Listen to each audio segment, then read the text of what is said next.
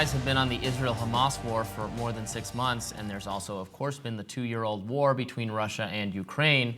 But meanwhile, a violent civil war between two armed factions has been ravaging Sudan, with hardly any mention of it in the news. Since turmoil came to a head in this northeastern African nation, 15,000 people have been killed and 8.2 million have been displaced.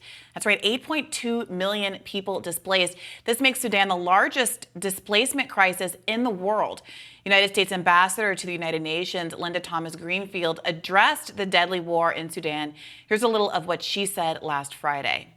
Today, nearly 25 million Sudanese people live in dire need of humanitarian assistance and protection.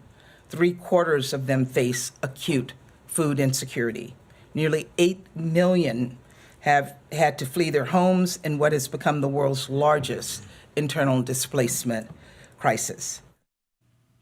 Here to talk about the crisis in Sudan is Alan Boswell, the Crisis Group's project director for the Horn of Africa, where he oversees organizations' work on Ethiopia, Sudan, South Sudan, and regional dynamics. Please, welcome to the show, Alan.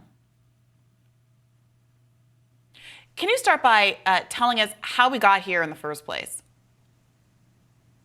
Well, this war broke out a year ago, and I think the easiest way of thinking about it is that it's a remnant, in a way, it's a fallout from the dictatorship of Omar al-Bashir in Sudan. That was a 30-year rule, and he was overthrown by this large protest movement in 2019. It was the cause for a lot of hope that there could be a new a new dispensation, even potentially democracy in Sudan. But the protesters weren't really able to overthrow Bashir by themselves. Actually, his security services stepped in to overthrow him, and then instead of handing over power to civilians, they took power themselves. But they themselves were very divided. Bashir had done something called coup-proofing, in which he purposely allowed multiple different security services to rise up and become powerful, to all counteract each other. This meant that there was sort of a rule by committee that took place after he was overthrown. And essentially, the civil war is the two largest of those, the formal army and the biggest of the paramilitary forces in Sudan, going at each other in a really nasty power struggle that has now spiraled for over a year, has sucked in a variety of other militias, as well as a number of outside regional powers who are arming these two sides. Can you tell us a little about the history of Sudan and the U.S. involvement there? So I know that President Obama touted his own achievements during having relations with that country, but it has all come to naught.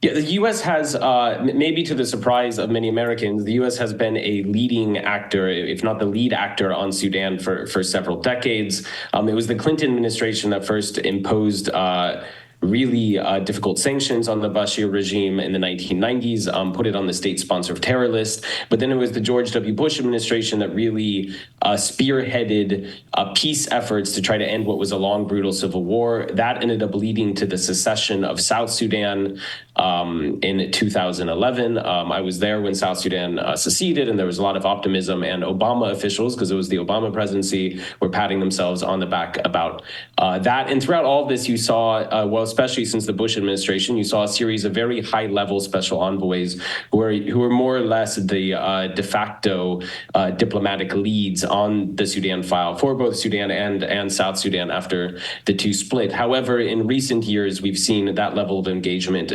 drastically reduced in terms of seniority, and it eventually became more or less an ambassadorial file in the U.S. foreign policy system when this war broke out.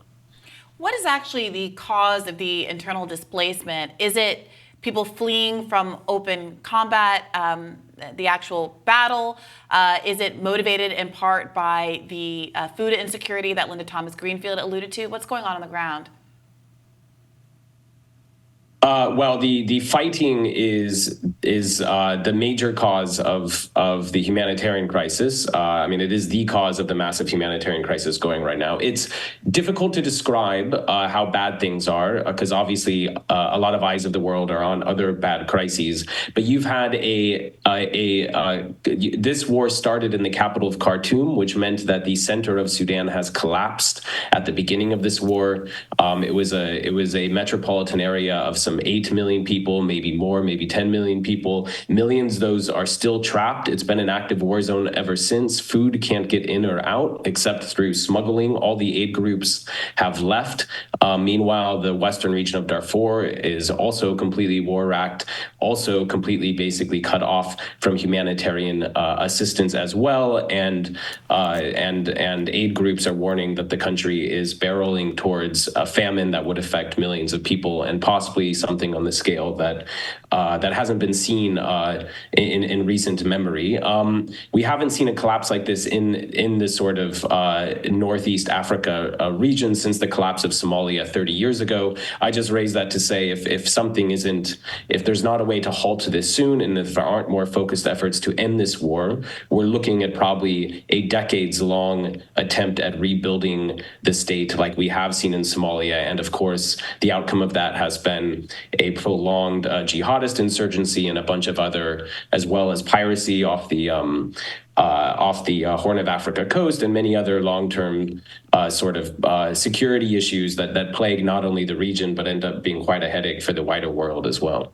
So what is that something? What has been the response from other countries in the region, from international organizations like the United Nations, from the United States? At other times, we recently had a conversation on the show about the turmoil in Haiti. There have been, at times, maligned, but efforts by the international community to pick alternative leadership that may or not be accepted by the people of Haiti. Are there similar efforts to come to some kind of consensus about who could be agreed to as a leader for the country? Is that kind of intervention from international parties welcome in Sudan?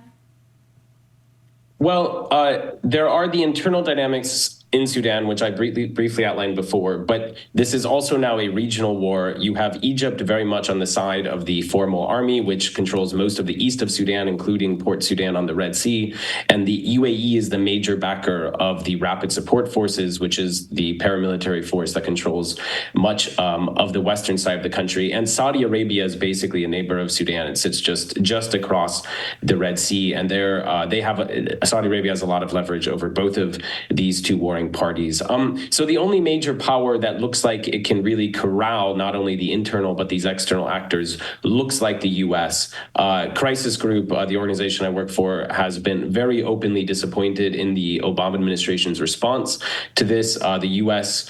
Leading up to this war was the major leading actor on Sudan and historically has been. But it wasn't just because it was distracted by Gaza. Gaza broke out 6 months after the war in Sudan had already started, and we did not see a high-level response from the U.S. It wasn't until February that we finally saw the Biden administration appoint a special envoy to really spearhead efforts. It was something we had called for since the first weeks of the war. And now that special envoy, Tom Perriello, a former congressman from Virginia, he's brought a lot more energy on the file and is doing this high-level shuttle diplomacy within the broader region in the Arab world that was obviously needed to end this conflict. It's just unfortunate that he essentially got a 10-month-old late start. Alan, thank you so much for joining us today to fill us in on what's going on. We really appreciate it. Thank you for covering this.